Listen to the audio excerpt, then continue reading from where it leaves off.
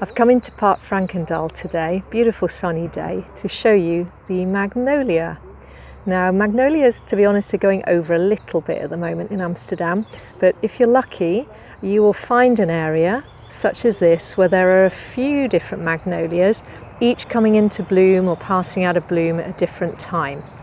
So here on the floor, this is one way that you could forage magnolia petals.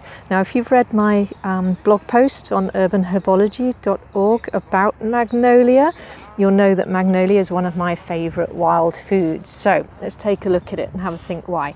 Now, I don't actually need to pick these off of the floor, off of the ground in the grass where everybody's playing and so on in the park. Dogs are waddling and things, but I could.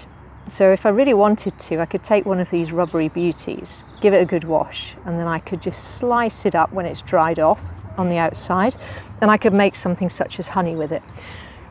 What I tend to do is, if I'm looking for fallen ones, is I stand under the tree when it's mildly breezy, like today, and just wait for them to fall. So let's just see if one comes. One did just fall down. It might not. We could do the little gust. But you can see how delicately they're held on at the moment.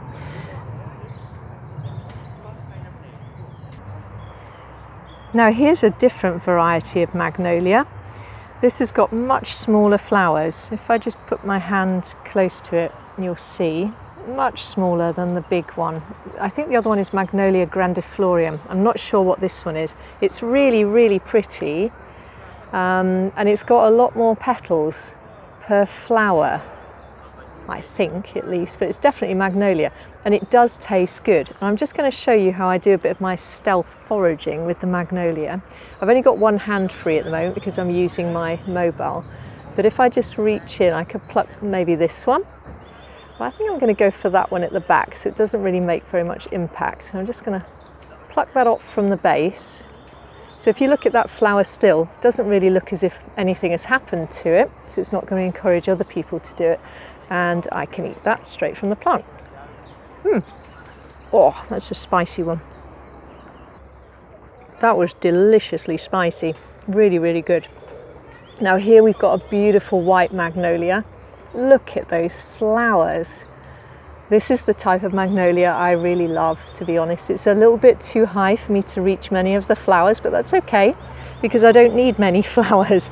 I just need a couple of petals every year, and then I make my magnolia jam with it, which is just magnolia petals in honey. And then I'm kind of done. And then as I'm walking around foraging, I'll just take the odd petal and eat it straight from the plant. It really does clear my sinuses. It's got quite a magical effect. And since I've been sharing that information with people, others have commented to me that it's doing the same for them, which is really nice to know. Now this is a really, really lovely specimen. It's really quite huge. Let's take a look at it. Magnolias came to this part of the world from China quite some years ago, originally because they were so highly prized as a medicinal plant. Soon after they arrived, apparently people revered them more for their beauty than the medicine. I guess they didn't really take off in the medicinal side of life in the West, but they've certainly stuck as a gardener's favourite. They really are incredible. Just look at these. I love that the gardeners in Park Frankendal here put in several different types many years ago. It's really, really lovely to see. Let's just look at them for a moment.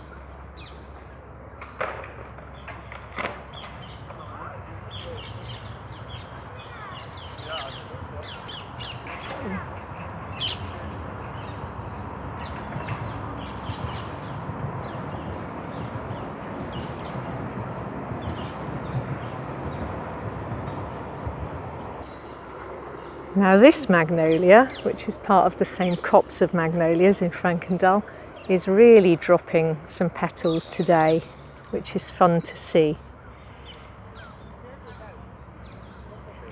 There, I don't know if you just see them falling. Just here and there, a little bit like cherry blossom, but very big. So these are perfect if you don't fancy the sort of stealth foraging moves that I've talked about and you just want to wait for them to fall, just stand underneath and catch some and then try them. First time you try Magnolia, just with any other forage plant, remember to take it really, really easy. Make sure it's clean. Just have a tiny, tiny little nibble.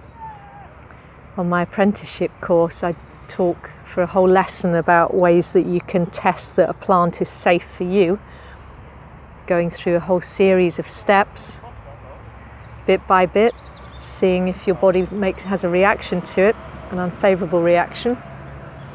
So you can certainly take your time with checking that the Magnolia is fine for you. Really stunning flowers.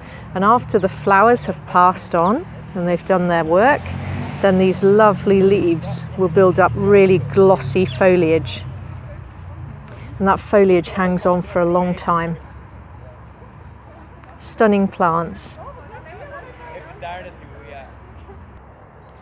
Well, that was lovely to spend a little bit of time with the Magnolias today. We're fairly close to a main road, so there's a little bit more noise than usual.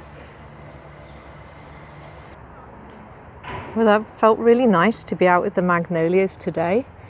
I hope that you enjoyed seeing a selection of them that we've got here in Park Frankendahl in Amsterdam. Hopefully it will encourage you to go on out and just have a little taste of a magnolia petal near you. And I'd love to hear from you with what you think of the plant, whether you find the taste interesting, what you've managed to make with it. Perhaps you have a reaction to it. It's really be very nice to know your thoughts.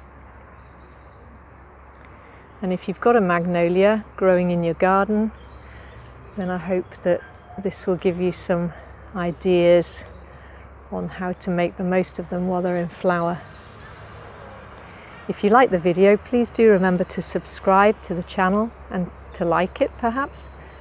It's a new channel, trying to put on as many videos as possible at the moment for things which people find interesting. So I'd love to hear if you've got any thoughts on urban herbs other than the magnolia that you'd like to know more about. Bye for now.